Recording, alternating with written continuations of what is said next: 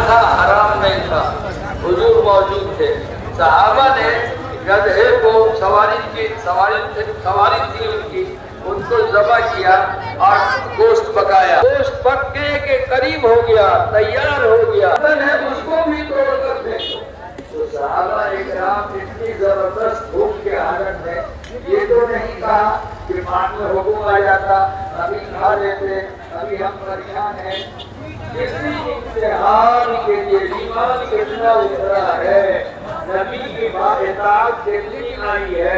सहाबा ने सारा देख कर उतर गया और बर्तन को भी तोड़ने का हुक्म किया। हुजूर सल्लल्लाहु अलैहि वसल्लम मिट्टी से अच्छी तरह मान कर आग साफ कर लेंगे, सुखा लेंगे तो साफ कर सकते हैं।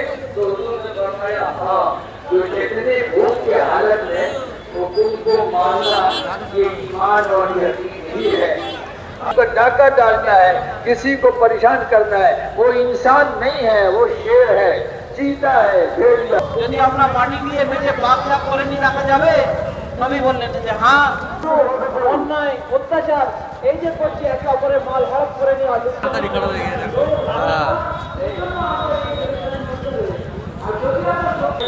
खाली अपना माल बढ़ाने के लिए, उनके पास सब कुछ है, फिर भी अपने माल बढ़ाने के लिए एक मकान है, 4 मकान और बना रहा है। सुलूका है, हकीकत में ये सांप है, बिच्छू है, ततैया है, ये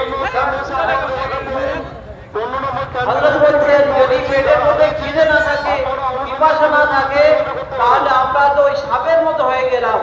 সাপ পিছে এরা যে মানুষকে দংশন করে, সাপের কোনো ফায়দা নেই, পিছের কোনো ফায়দা নেই।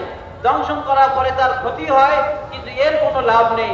আজকের মানুষ অপরের উপরে জুলুম অত্যাচার এই জন্য করছে যে নিজে ঘর আছে, তারপরেও ঘর বানাতে হবে, দোকান আছে,